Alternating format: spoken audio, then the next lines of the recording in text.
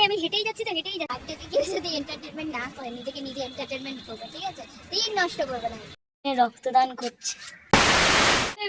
Welcome back to my YouTube channel. অনেকদিন পর আবার একটা লং ভিডিও নিয়ে চলে এসেছি। আজকে হচ্ছে 28 ফেব্রুয়ারি, কালকে হচ্ছে 1 মার্চ, মানে আমার সব থেকে প্রিয় একটা বছরের দিন, যেই দিনটার জন্য আমি প্রত্যেক বছর ওয়েট করে থাকি। জন্মদিনে স্পেশাল কিছু নেই, নিজেকে প্যাম্পার করার জন্য নিজেকে তো কিছু করতে হবে। তাই জন্য আমি ঠিক করলাম যে কালকের দিনটা ওয়েস্ট করবো, সেই কারণে আমি এখন যাচ্ছি।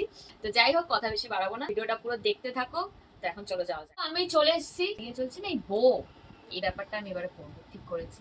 তো যাই হোক, আবার কালকে সকালে দেখা হবে, ঠিক আছে?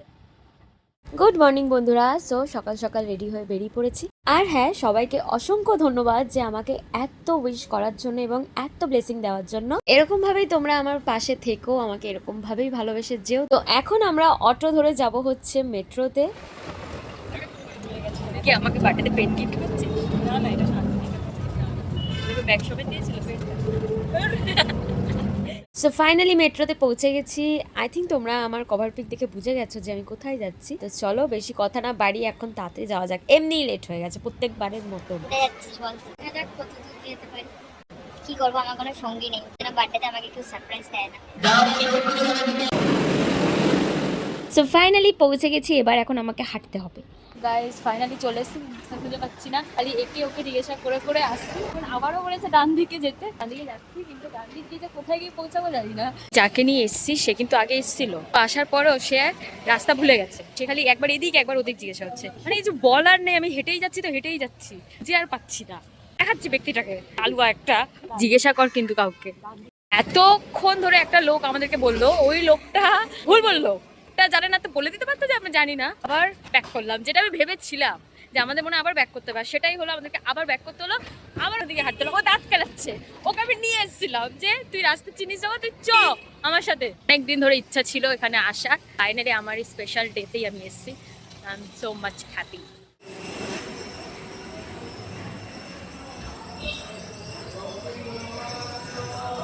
ফাইনালি চলে এসেছি গাইস, উপরে অলরেডি শুরু হয়ে গেছে, কিন্তু এখানে ভিডিও করা এলানো, তো আমি চেষ্টা করবো ভিডিও করার।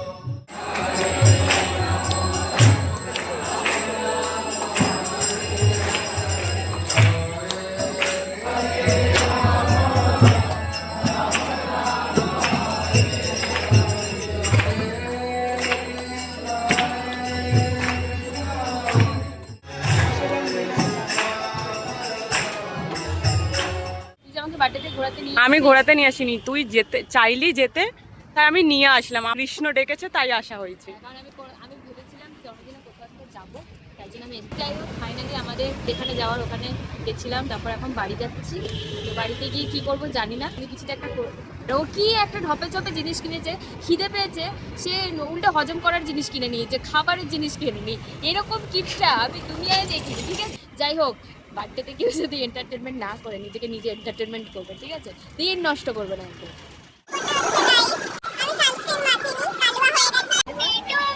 Happy birthday. আই মোটু, আমার আউটফিটটা কেমন লাগছে? আই থিংক ভালোই লাগছে। ভালো না লাগলে কমেন্টে বলবে সবাই ভালো লাগছে। দুপুরবেলা মোমো খেতে দাঁড়াইছে।